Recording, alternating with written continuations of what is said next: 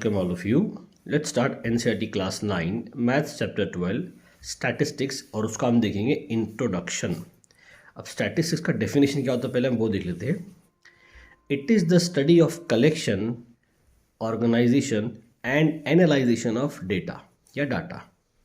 या फिर एक और डेफिनेशन उसका है the extraction of meaningful information is studied in branch of mathematics is called statistics. अब देखिए यहाँ पर जो एक वर्ड आया ना डाटा या डेटा, तो इसको पहले समझ लीजिएगा कि डेटा क्या होता है. स्ट्रैटेजी समझाने से पहले मैं आपको डेटा समझा देता हूँ पहले.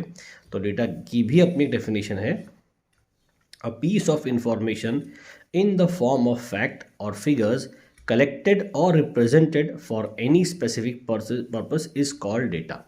देखिए जब हम किसी इंफॉर्मेशन को जमा करते हैं, फैक्ट्स है या फिगर्स है, कोई भी इंफॉर्मेशन हो, वो नंबर में हो सकती है, वो रिटन फॉर्म में भी हो सकती है, किसी तरीके से हो सकती है.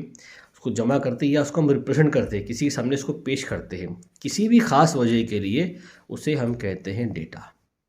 यानी बस ये कि एक बंच ऑफ इंफॉर्मेशन है, आपने बहुत सारी जानकारी आपने इकट्ठा की है, जमा की है और उसको आपने किसी के सामने पेश किया, आपने उसको जमा करके रखा है बस, तो वो होगा आपका डेटा.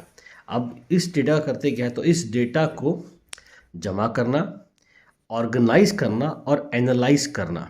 यानी जमा करने के बाद में उसको एक सिस्टमेटिक फॉर्म में हमने उसको ऑर्गेनाइज किया है ताकि उसको समझने में आसानी हो, और फिर उसका अध्ययन करना, उसको एनालाइज करना कि हमने जमा क्यों किया है, किस लिए किया है. तो उसको हमको चेक करते मानना चाहिए कि भाई हाँ ये चीज़ें ऐसी ऐसी है.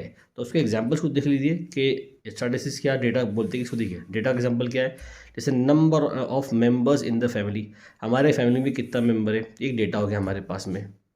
Number of plants in my school, ये भी एक तरह का डेटा हो गया कि हमारे स्कूल में के अंदर कितने प्लांट्स हैं. फिर number of tax payer in the cities, के शहर में कितने लोग टैक्स पे करते हैं, एक तरह का डेटा हो गया. इसका अलग अलग पर्पस होता है यूज़ करने के लिए.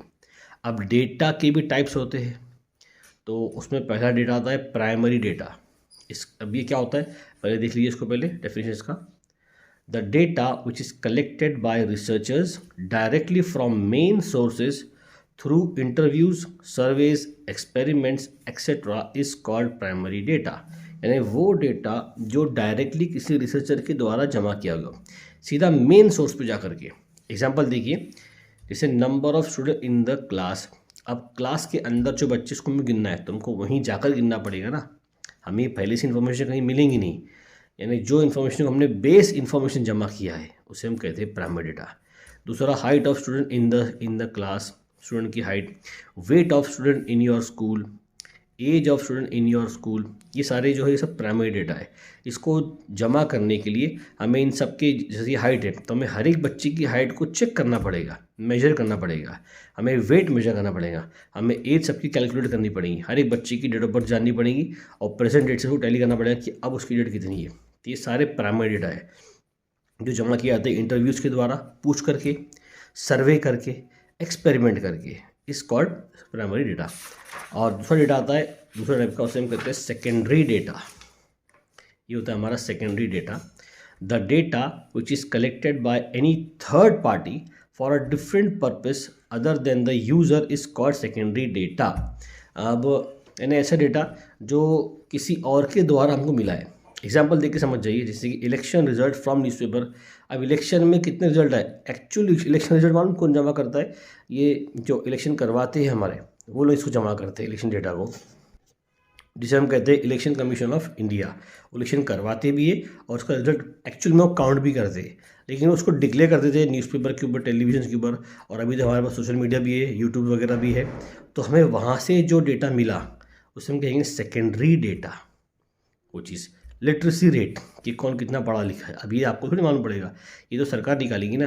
तो सरकार के डेटा को आपने वहाँ से सरकार के प्लेटफॉर्म से निकाल लिया, जहाँ भी सरकार ने डाला हो, न्यूज़पेपर में बोलो या वेबसाइट के ऊपर से बोलो. Number of hospital in your city, अभी ऑलरेडी टैली किया हुआ ही रहता है, आपको सिर्फ गिनना है जा करके. Number of post office in your district, ये भी आपको पोस्ट ऑफिस से ही मालूम पड़ेगा, उन्हीं को पता है कि उनके डिस्ट्रिक्ट में कितने हैं, उनसे जाके पूछ लेंगे हम थोड़ी पर्सनली काउंट करते बैठेंगे एक पोस्ट ऑफिस कि कितने पोस्ट ऑफिस है हर ज़िले के अंदर, हर जगह पर. तो जो डेटा आप किसी और के थ्रू जमा करते हैं, यानी प्राइमरी से उसका हो चुका है, आप किसी और के जरिए इसको जमा कर रहे हैं, उसे हम कहेंगे सेकेंडरी डेटा. अब इसको प्रेजेंटेशन के भी तरीके होते हैं इन डेटा को प्रेजेंट करने का भी। आपकी बुक में इस एक्सरसाइज में आपको जो एक एक्सरसाइज आपको दी 12.1, उसमें 3 तरीकों को प्रेजेंट करना है। बार ग्राफ, दूसरा histogram of uniform width and of varying width, और तीसरा है फ्रीक्वेंसी पॉलीगॉन। ये तीनों जब हम एक्सरसाइज करेंगे तो हम तीनों को बारी बारी एक एक करके समझेंगे और उसको बनाना भी सीखेंगे, और एक्सरसाइज हम उसी वक्त सॉल्व कर लेंगे।